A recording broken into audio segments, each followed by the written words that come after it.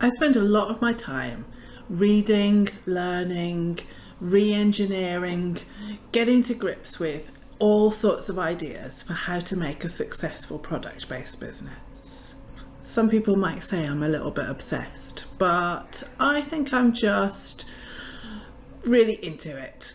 And I want to talk to you today about an idea I got from Jack Butcher, who is famous for these kinds of visuals. You might have seen these online.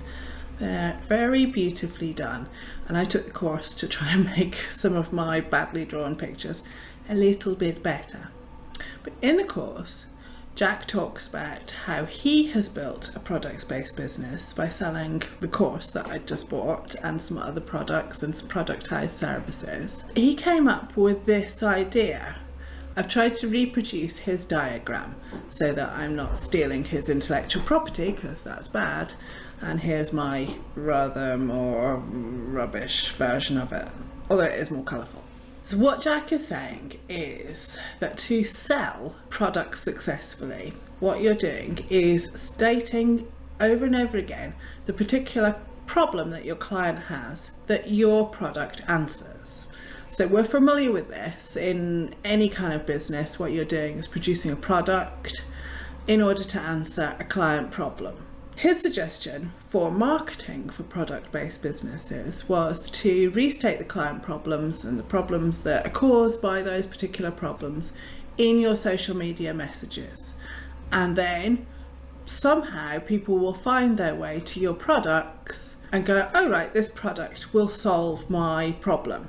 So you can see it kind of makes sense. Yeah, I'm not arguing with that.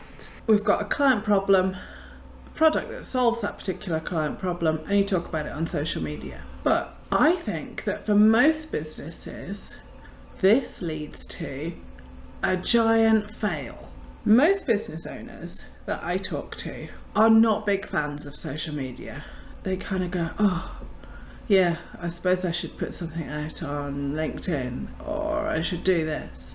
And most people, even if they like social media and that's their natural place to hang out, are not big fans of the amount of effort that it makes to constantly be coming up with all of these messages, because you have to repeat yourself and repeat yourself. You have to be putting out good content.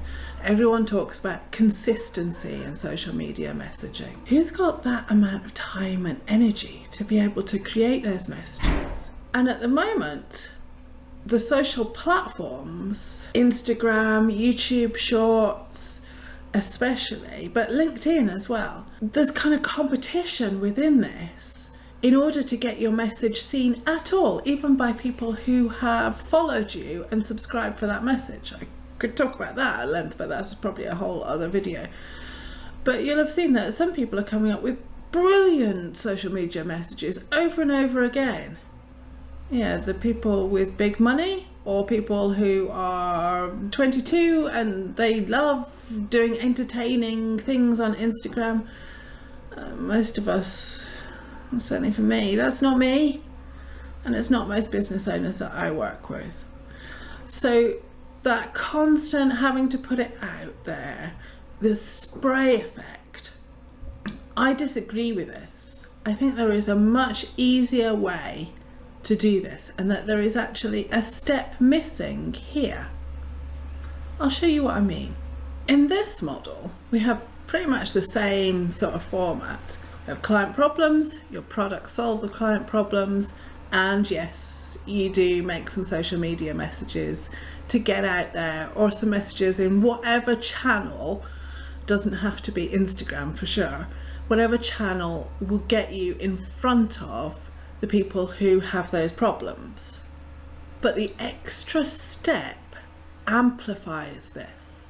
And the extra step that I'm talking about here is getting permission to talk more. Have you ever been in a pub and there's some guy, or a woman, but usually it is a guy, right? And they just come up and they tell you about the beer or cars or whatever it is, and they tell you at length at it, and they're just like blah blah blah blah blah blah blah blah blah. That's what this is doing. You're being that annoying person going blah, blah, blah, blah, blah, blah, blah, and just spraying out messages to them. What we want is a conversation. Now, in the pub, that's much more fun, and it is in marketing as well.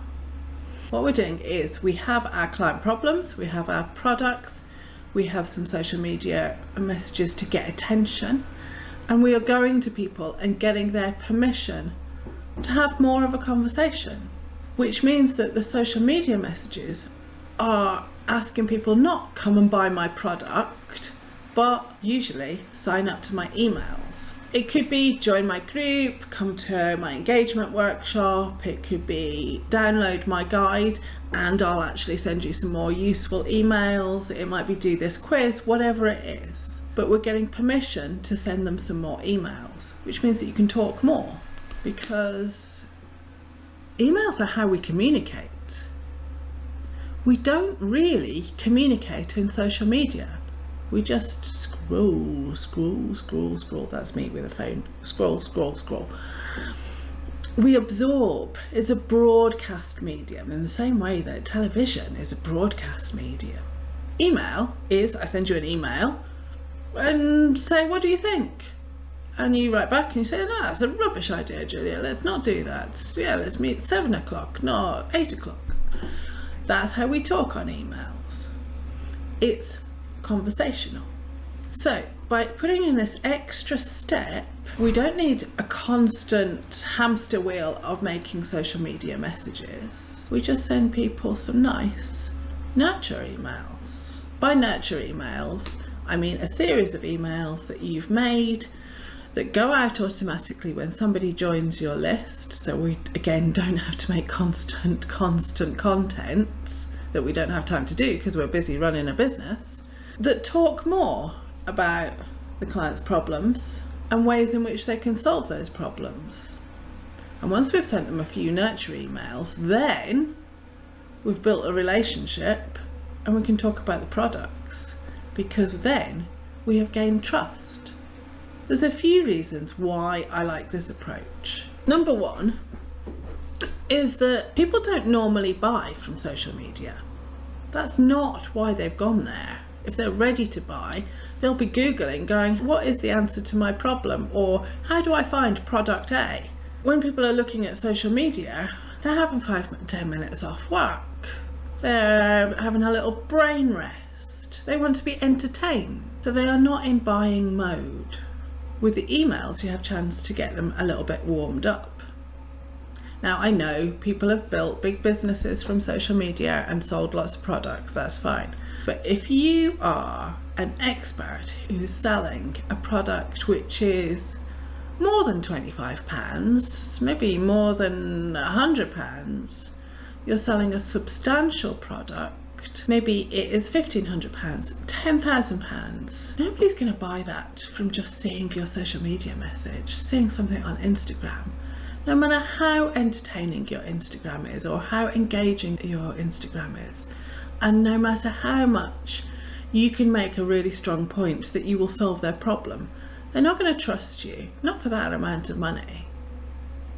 So social media works better for selling small value consumer products than it does for a 10 grand business to business product.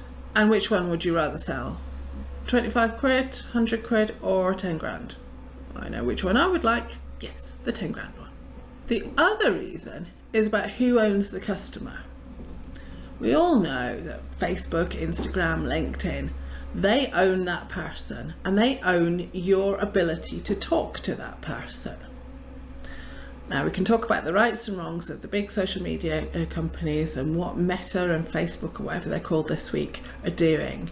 You'll have your own views about that. But as a marketer, where we want to sell products, that gets in our way. We don't own the customer. Meta owns the customer. And they get in the way of us being able to communicate with them. With email, we don't own them. The days of slavery are gone, thank goodness, or mostly. But we have the right, we have permission to talk to them. They can unsubscribe because they are not slaves. But mostly, if you send them good nurture emails with lots of value, maybe solving some of their problems, giving them lots of ideas about how to solve their problems, they will read your emails if it's a fit for them. Most people unsubscribe either because they are getting too many emails and they've unsubscribed from everything, or because your product was never going to be a good fit for them, or they signed up and their problem is not quite what your product is designed for. So with the emails, you have permission to talk more. And that means that you can put product number 1 in front of them, or move it around. You can put product number 2 in front of them, product number 3 in front of them, not all at the same time, don't do that. But over time you can. And that gives us, higher customer lifetime value. They spend more. I've got people who have been on my email list for 15 years. And I've got people who have repeatedly, over the years, bought a product from me. They've spent substantial amounts of money. And that is because they read my emails. We're having a chat. I have permission to talk to them. And they email me back. They come on my workshops. They do all the free stuff, the engaging stuff that I give them in advance. This is a much more successful model. It will give you higher sales, higher customer lifetime value, more money in the bank, and you don't have to do any singing and dancing on TikTok. What's not to like? Want to learn more about the art of productizing your expertise? There are new videos here every week. Here are a couple of good ones to get you going.